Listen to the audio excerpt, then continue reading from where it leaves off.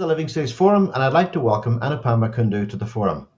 She is a celebrated Indian-born, Berlin-based architect, educator, and researcher. Her research-oriented practice has generated people-centric architecture based on spatial and material research for low environmental impact, while also being socially, economically beneficial. She has lived literally with her work for over 30 years, building a number of houses that she has then lived in as a working experiment in building differently. Much of that experimentation has involved a refocusing away from machine construction to what she has called handmade technologies. For Kundoo, making is a way of thinking, and she's rather interested in prolonging the opportunity of thinking with hands. I'm very pleased to pass the screen metaphorically to Anupama Kundoo.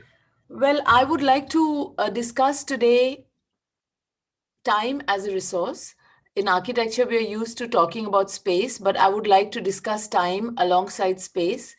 And when I talk about a slow architecture, I don't mean to delay things. On the contrary, I think we shouldn't be hurrying to such an extent that we don't have time to think, that it reminds me of the hare and the tortoise story, where slow and steady is sometimes faster.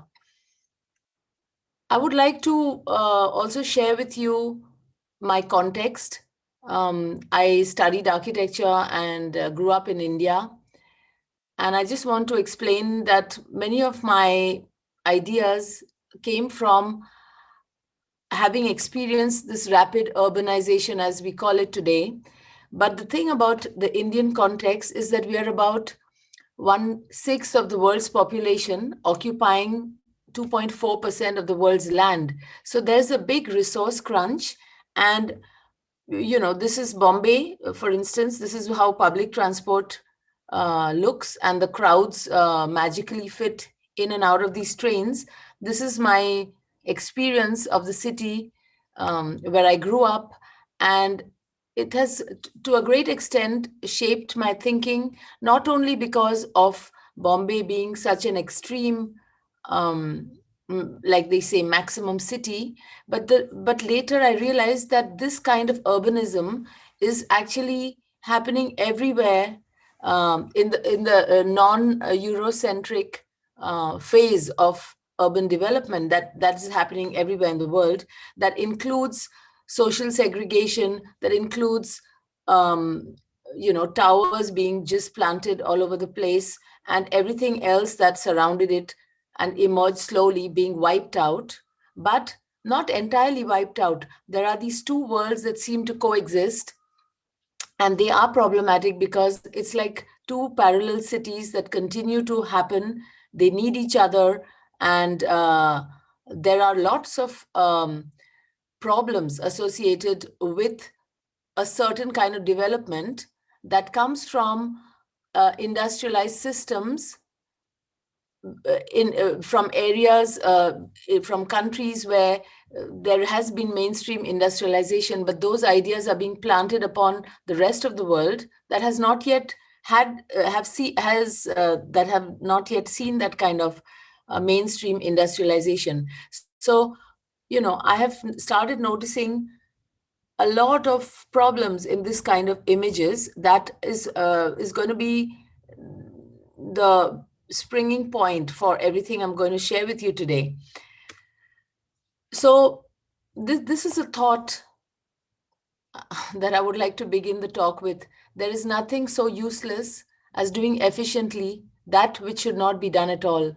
This is a quote from Peter Drucker that I've brought in here because this resonates with my mood throughout my architecture studies, watching all kinds of architectural projects that appear to solve things, but in my mind often seem to be creating more problems than it's solved. In today's day and age, I think it becomes all the more important to rethink urban materiality from scratch, from first principles, because the mere repetition of how things are done around us seems to be a kind of habit that we cannot actually sustain any longer. So I just want to also bring the discussion of time through this image, where you see in the Indian landscape, when you see architecture that was centuries ago, everywhere in the world we've seen that the architecture comes out of the material from the context, and the crafting of the architecture is where the advancement lies. I mean, whether people who claimed those materials and expressed them crudely or with more refinement, explained, gives us clues about how humans interacted with what was around them and what kind of life they wanted to have inside that kind of shelter. And when we look at something as simple as that, we realize that architectural, refinement and the evolution of humans and the corresponding evolution of architecture has nothing to do with whether a material is vernacular or traditional or natural or man-made. It has to do actually with what is actually being made and how is the human engaging with the making of it.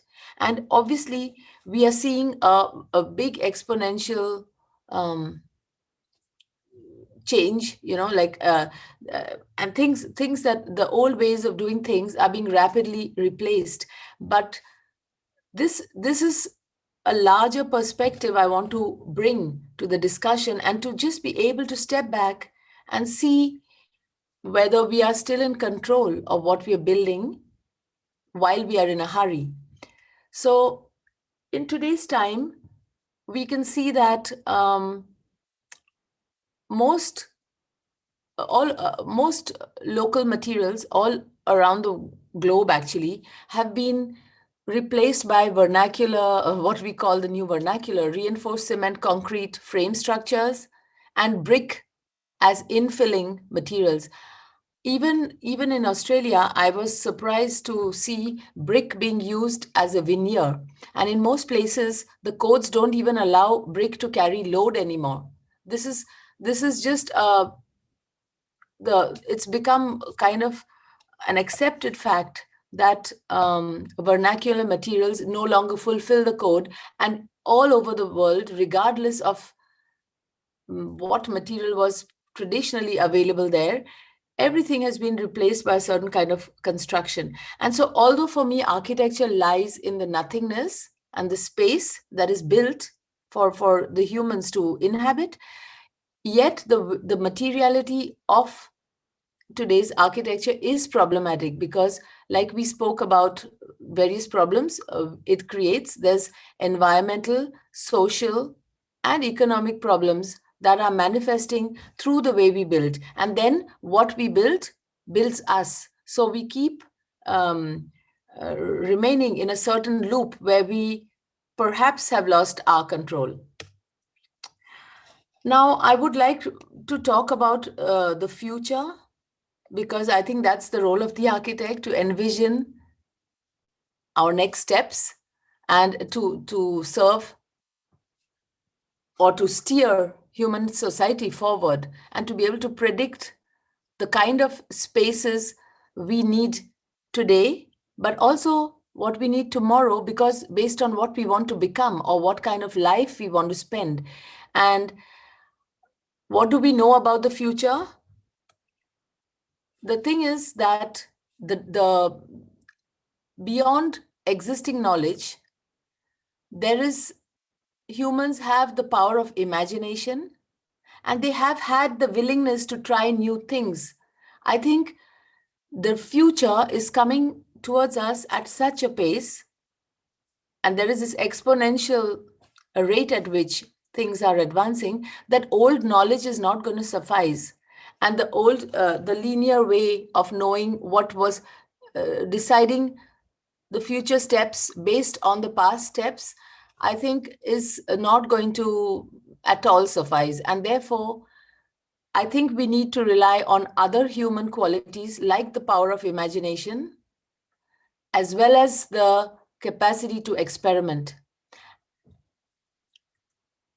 I think I want to explain that the future belongs to those who imagine, who experiment, and who adapt. I have specifically mentioned these three words because I think if we want to be, as humans, take charge of where we are going and based on where we are coming from, I think these are the qualities that we will need to see, especially in the architectural fraternity, because just remaining in the comfort zone is coming at a really high price and not leading to a built environment where we even feel comfortable. We are not, we feeling caged. We're feeling in a monotonous landscape with the matchbox kind of standardization where the uniqueness of individuals cannot be unleashed to serve the community.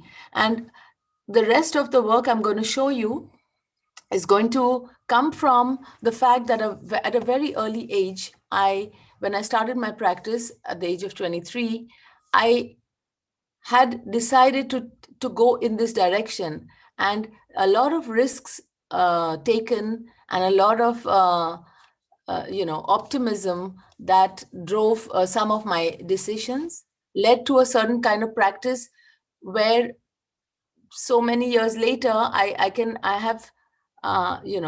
seen that it was really worth experimenting. And I've noticed that the people who are part of such projects are also have been able to adapt. Like we've seen in COVID, everybody has been able to adapt. And actually, we must take these human capacities seriously and base our future landscape on those. So I'm going to run through a couple of points where I think if we go in this direction, we will be able to shape the future in a very radically different way. So the first point is the city as a whole. To understand the big picture of what is going on in space and in time, to be able to zoom out and see the larger scope of things. And for example, we talk about sustainability. It's not just about the material of one house or how a certain wall is constructed, if it's built in mud or in cement. The point is, if cities are going to be sprawling, then we are going to need private cars. We are going to need a lot of infrastructure. We will not be able to retrofit certain things. So there are things you cannot do if you didn't look at the big picture and work on the big organism of the city construction itself. In this respect, I want to share with you that I have been involved with and have been living in this experimental city that was initiated 50 years ago, designed by Roger Anger, Auroville. And most of the projects I'm going to show you are located there. So a new city was envisioned. It was called the City the Earth Needs, and it was designed from the point of view of being a prototype city to be able to radically rethink everything from pedestrian mobility to human-centric spaces, but high density, given the context that I explained to you about being located in India, and also with the population growing, what could be the alternative to these towers? How do we achieve high density and keep it humane? So a whole city was dedicated to that. That's where I spent my formative years. I mean, with my new architecture practice, and that's where a lot of the whole context in which my projects were developed had that kind of idealism, and there was already this thinking about not repeating everything that has gone wrong in the other cities. And so that gave me a head start. This is the plan that was produced by Roger Anger in 1968, where instead of tower, there were these horizontal structures where the roof was part of the pedestrian space, and everything was compact, like Venice. All these streets, there are no roads, as you can see here. Everything was people-centric.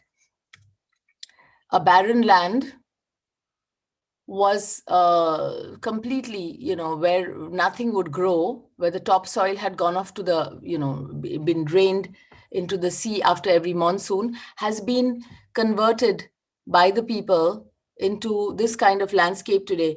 And this is one of my projects in the foreground, but I just want to give you an idea of the context in which it is located, where cities do not necessarily have to mean the way we have handled high-speed city construction, where you first build all the infrastructure and take down all the trees and then build all the housing.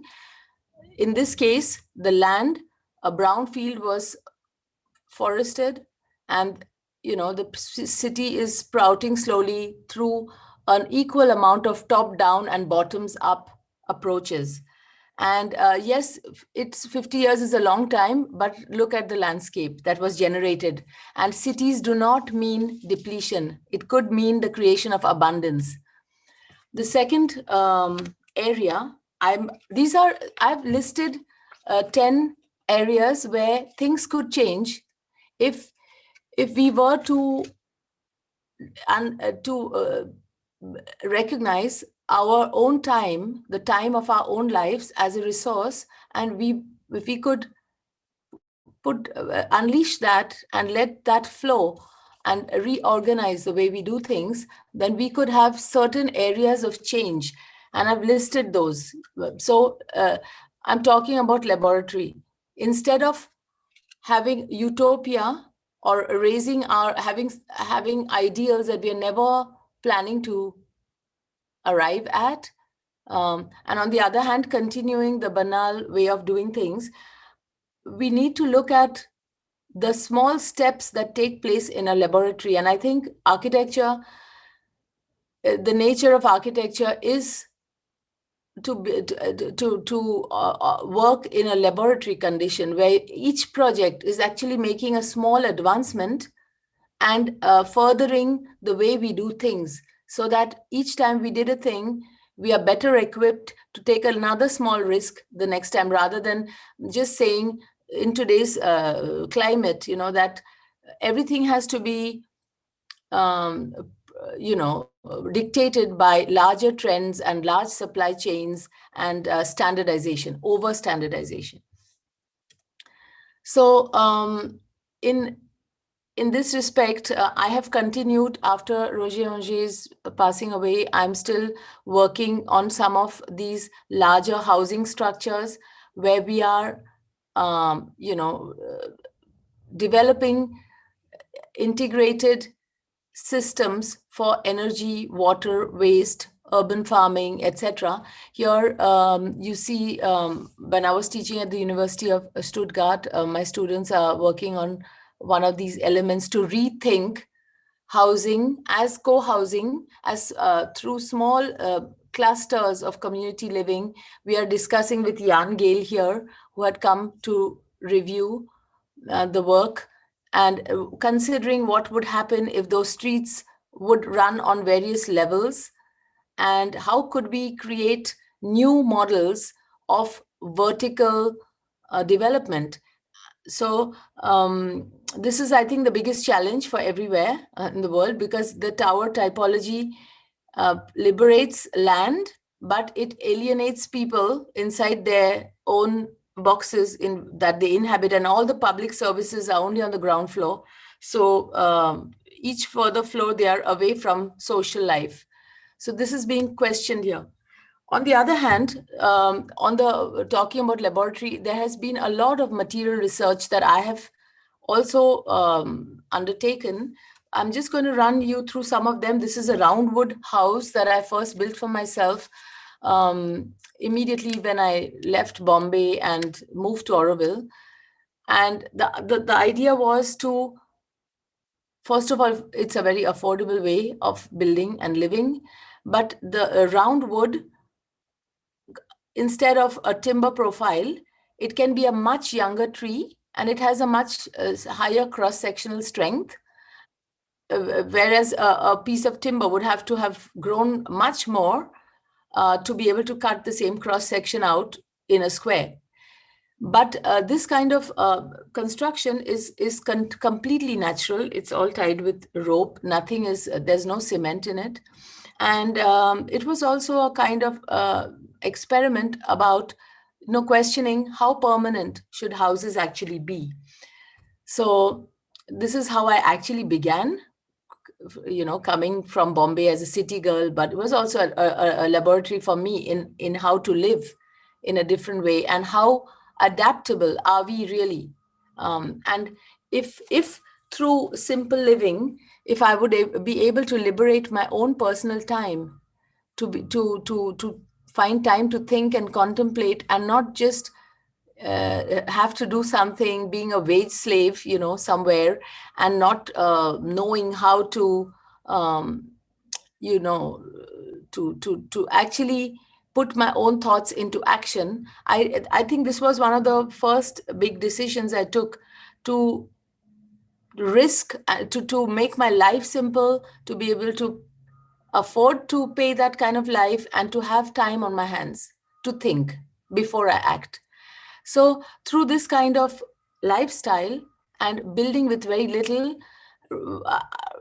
on one hand, to other projects that were much more radically experimental, like baking mud houses in situ and converting them to brick. This is a project called Voluntariat that I have, it was also the topic of my PhD, to be able to build mud houses with mud mortar and then use it as a kiln, stuff it with other bricks.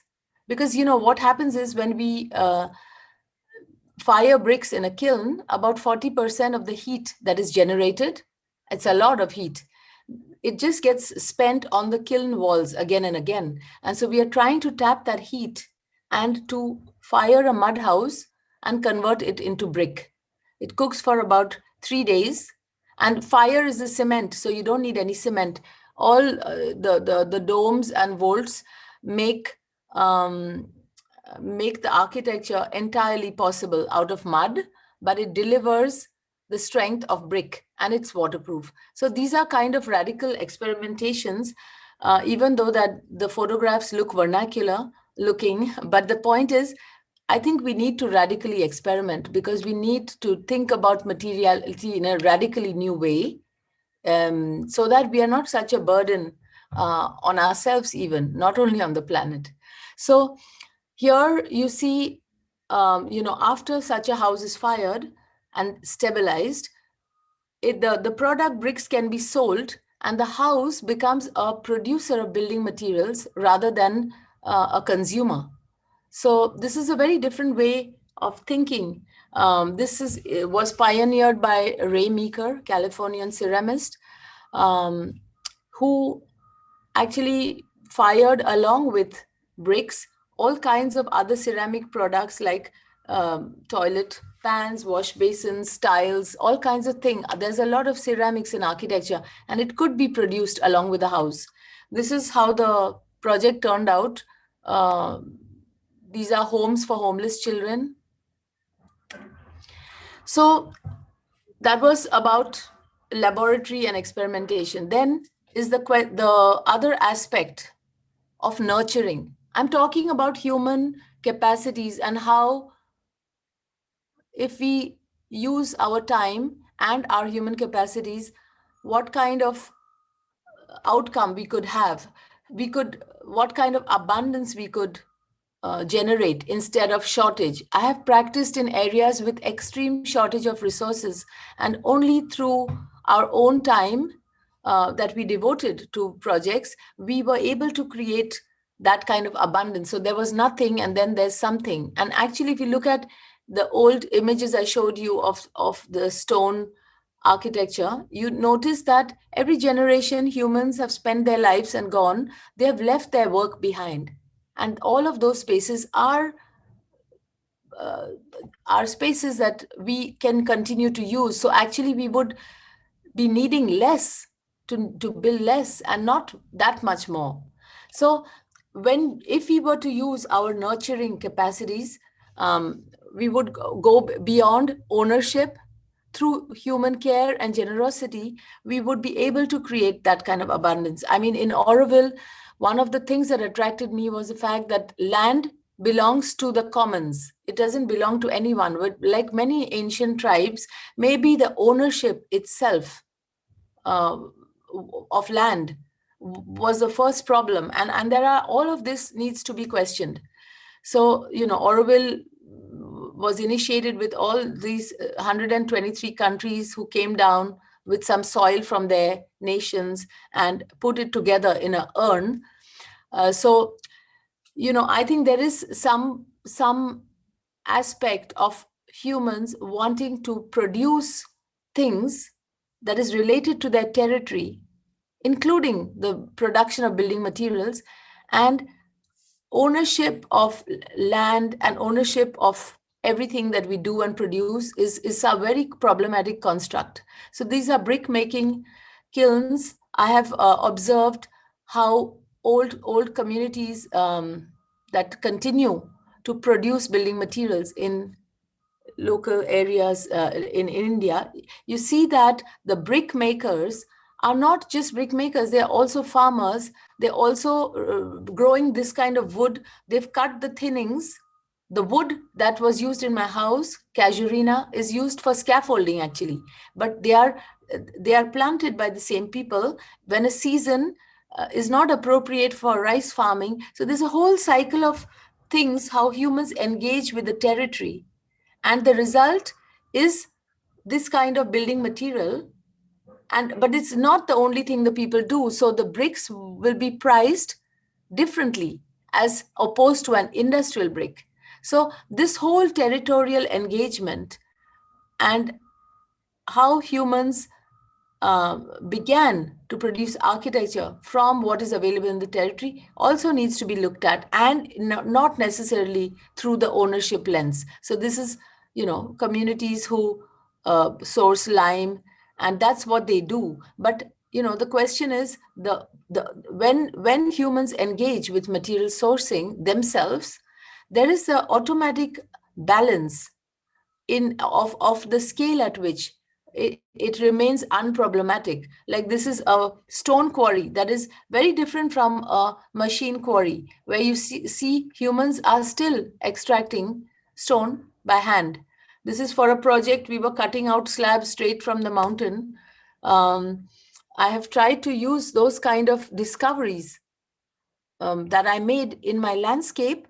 These are all in a very small area around Auroville, where I just managed to travel around and take my time and notice more and divert all of that into the architecture that I produced.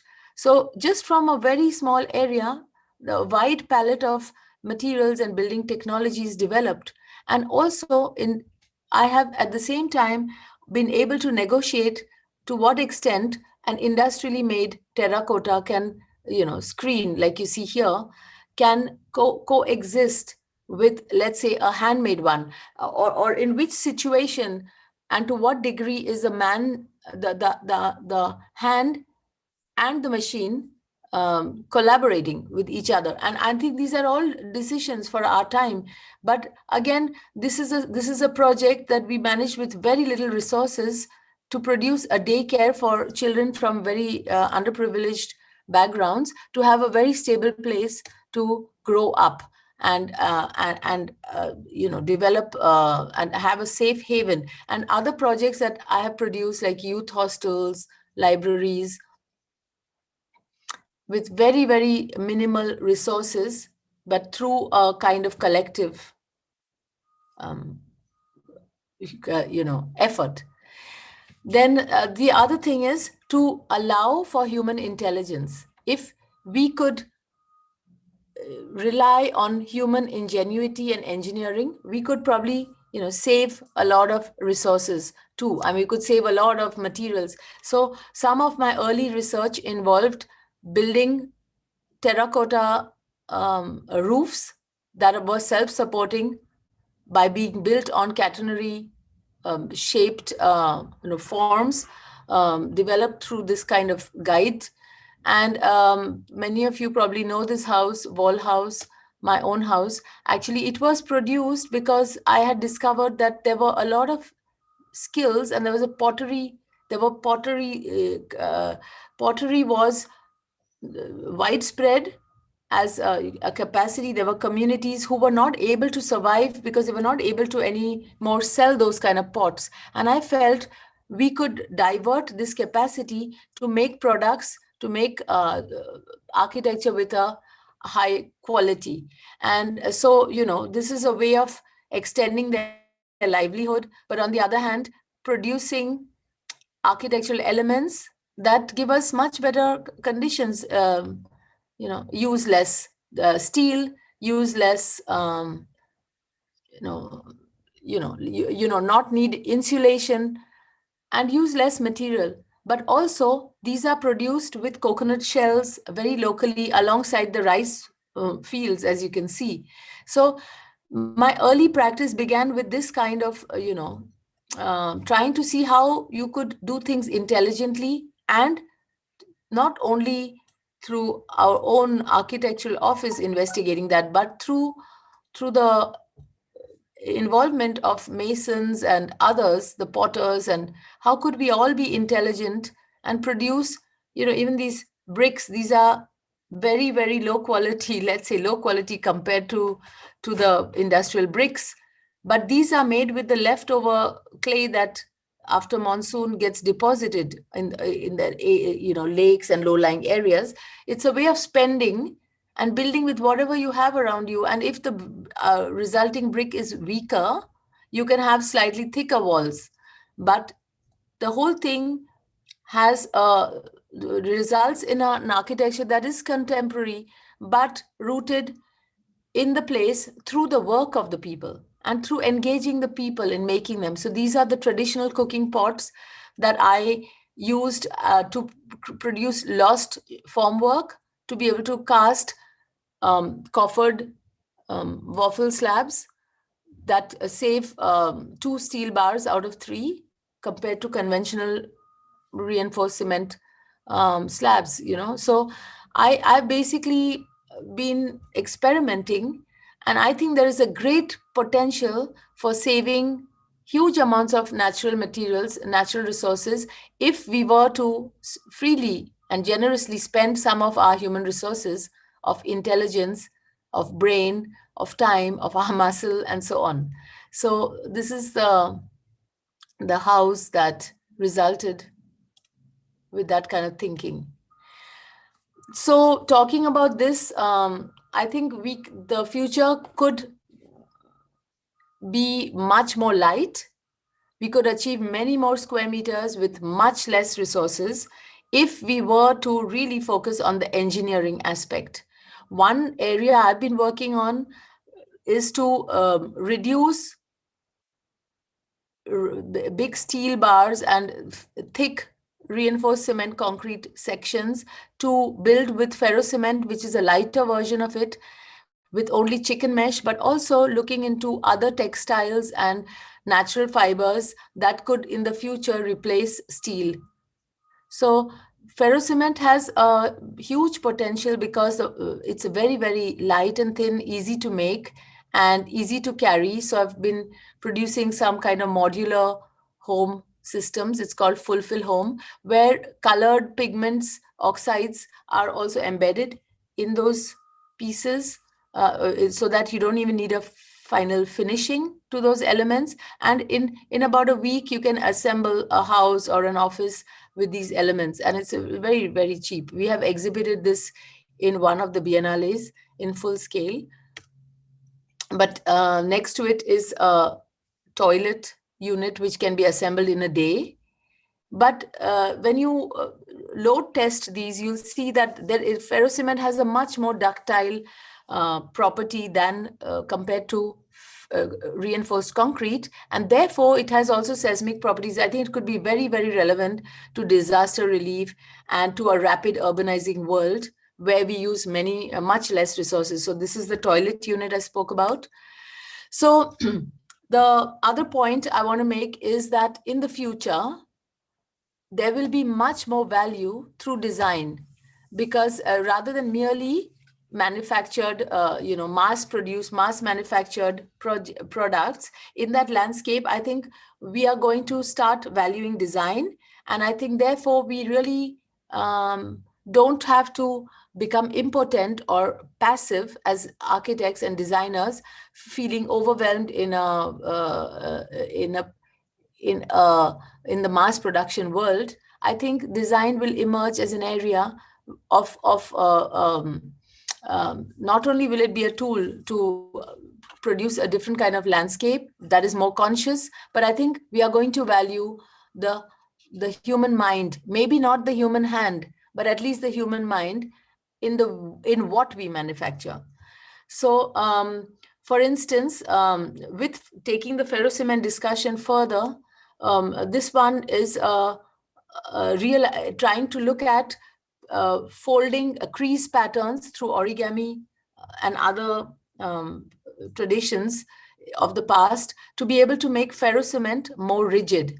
So we have been experimenting. Here is another idea for a shelter. In fact, I did this when I was in Brisbane at the UQ. We tried to use carton as lightweight formwork, recycled carton, to be able to fold these structures and to be able to take it to disaster relief sites, and to be able to cast ferrocement either on paper because it's so light, or even without formwork, as you see in this image. And this is a test structure that you can put up also in 3 or 4 days. And these are just experiments, but I think there is such a potential for design to enter as a real serious discipline, and to be able to radically reshape the landscape, the future landscape. So here is some of my further research with ferrocement, pigments, etc., exhibited in Louisiana Museum of Modern Art recently. And in this respect, I'm also working a lot with, the urban waste. These are furniture made out of books. There's everywhere. There's things. If designers involve themselves, there's so much to be done. There's potential in everything that we have around us to transform our problems into solutions, rather than the other way around. There is a project I also did while I was at UQ.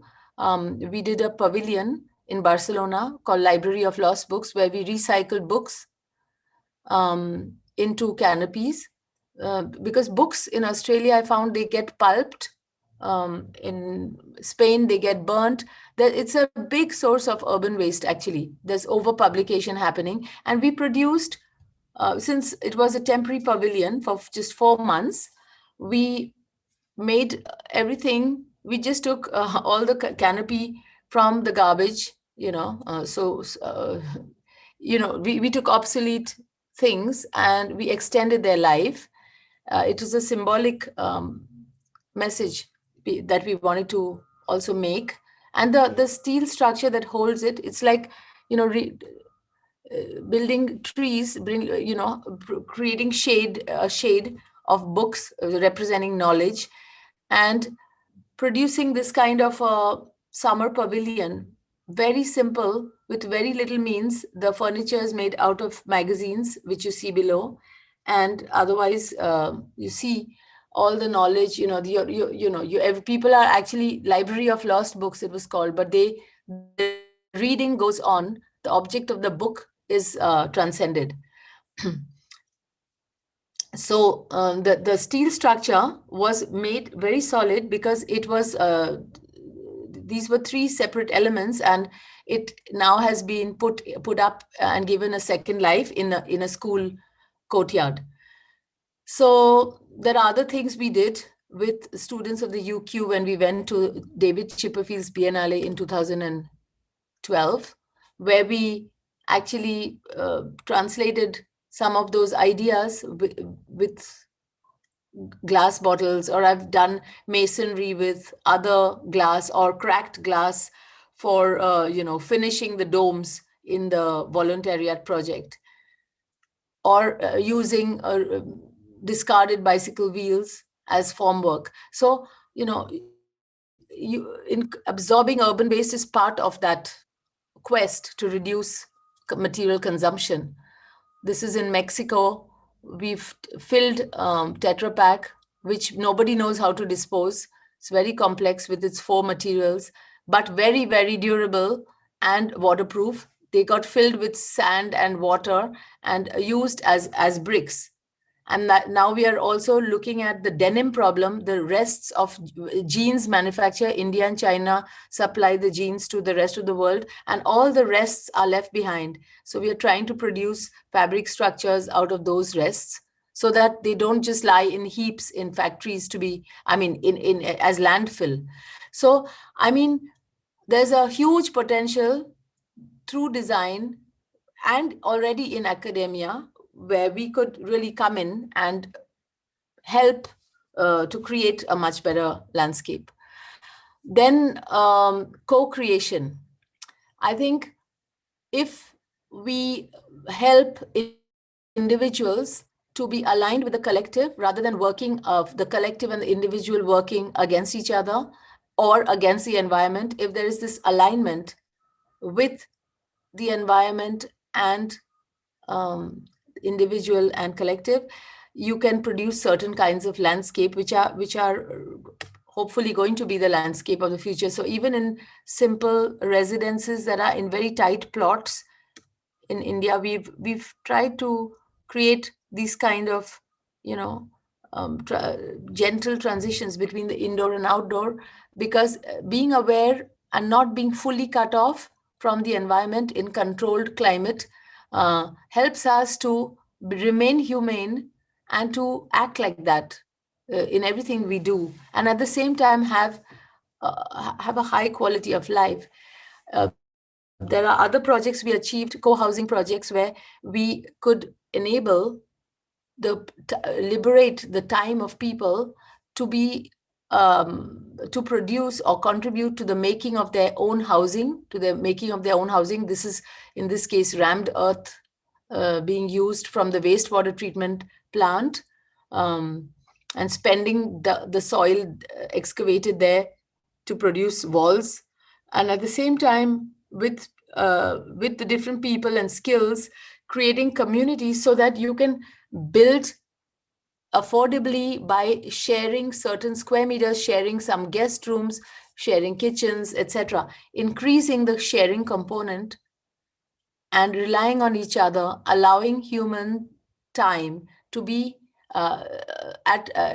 included in the way that the technologies don't alienate people, and then as a result reduce significantly the bank loans that you would need to take. So these are streets on upper levels. This is this co-housing project. And that brings me also to collaboration as an idea. I think the future landscape for architects should move away from competition to collaboration. Of course, competition can continue and will continue.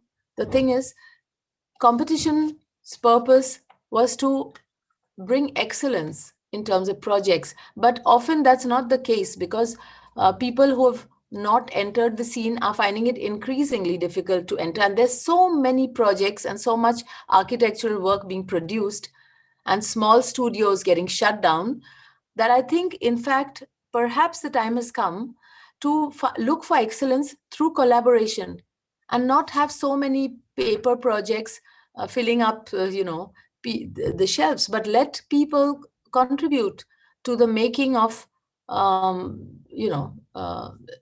to be more efficient, to work with others, not only collaborate among architects to supplement the skills and knowledge And that's another way excellence can be created. This can also happen interdisciplinary.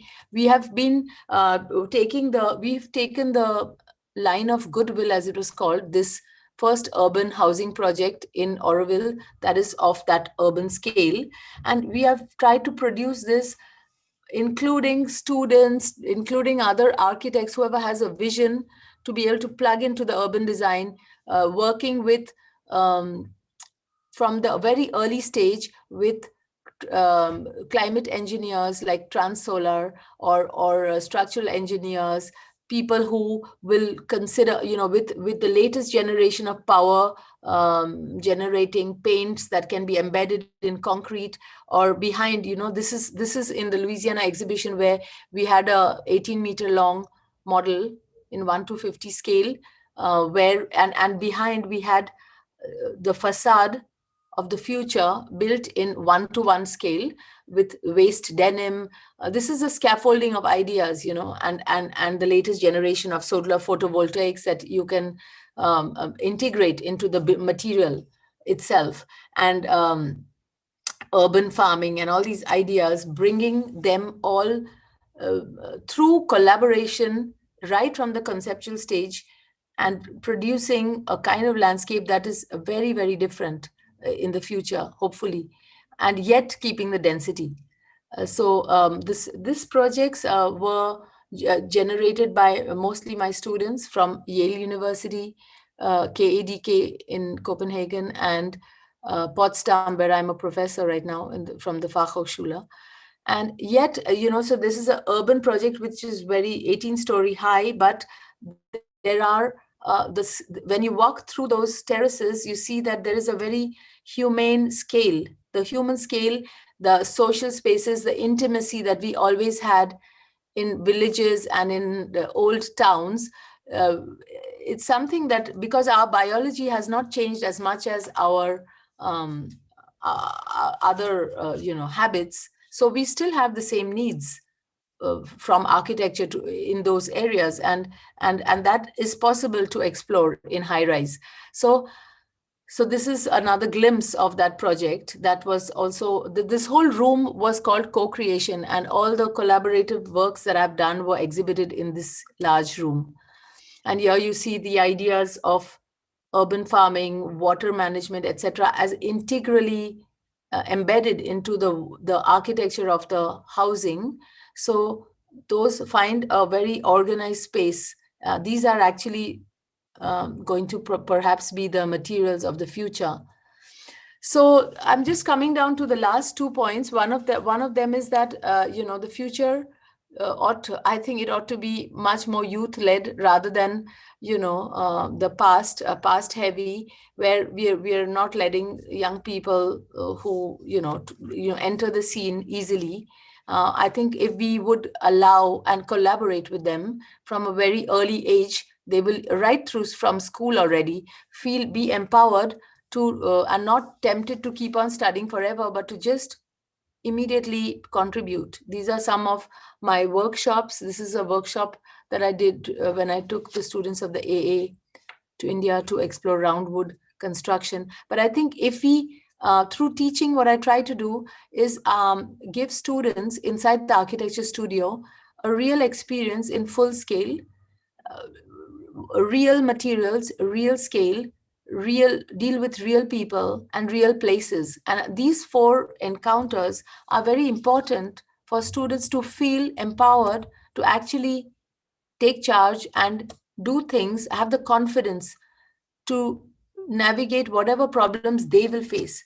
I would like to conclude with the 10th point, that work will in the future hopefully be seen as an area of self-development instead of just being a means to earn one's living. Because through this, there'll be true fulfillment, and each human intelligence and advancement, the personal advancement that each person makes, would not only lead to their personal fulfillment, but it will allow us to work in a richer teams, so that that we have these large architecture offices where a lot of people are not allowed to apply their mind, because someone senior has to apply the mind and the others below them have to often just follow, because they have to, that's their livelihood. And I think if we I think this is also an area that can change. And if work is not something that it's a burden and one has to do it and not like one's job, etc., but if we really look at it for what it is, it's an area to develop ourselves and to advance.